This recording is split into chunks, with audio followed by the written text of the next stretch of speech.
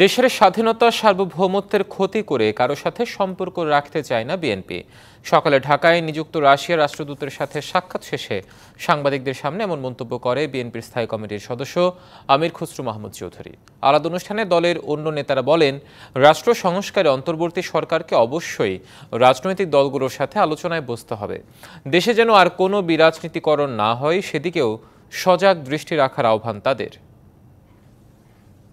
আওয়ামী লীগ সরকারের পতনের পর পরিবর্তিত রাজনৈতিক বাস্তবতায় বিএনপির সঙ্গে ধারাবাহিক বৈঠকে বসছে ঢাকায় নিযুক্ত বিভিন্ন দেশের কূটনীতিকরা। এরই পরিক্রমায় বৃহস্পতিবার সকালে রাজধানীর গুলশানে বিএনপি চেয়ারপারসনের কার্যালয়ে দলটির মহাসচিব মির্জা ফখরুল ইসলাম আলমগীরের সঙ্গে বৈঠক করেন ঢাকায় নিযুক্ত রাশিয়ার রাষ্ট্রদূত। প্রায় ঘণ্টাব্যাপী বৈঠক শেষে গণমাধ্যমের সামনে আসেন বিএনপির স্থায়ী কমিটির সদস্য আমির খসরু মাহমুদ চৌধুরী।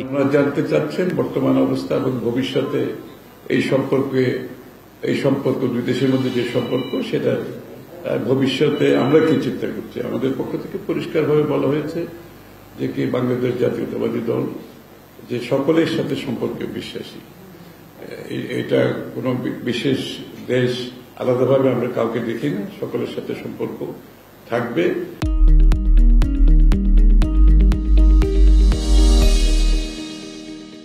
জাতীয় প্রেস ক্লাবের সামনে এক অবস্থান কর্মসূচিতে বিএনপি নেতা জয়নুল আবদিন ফারুক শেখ হাসিনাকে অবিলম্বে দেশে এনে বিচারের মুখোমুখি করার দাবি জানান।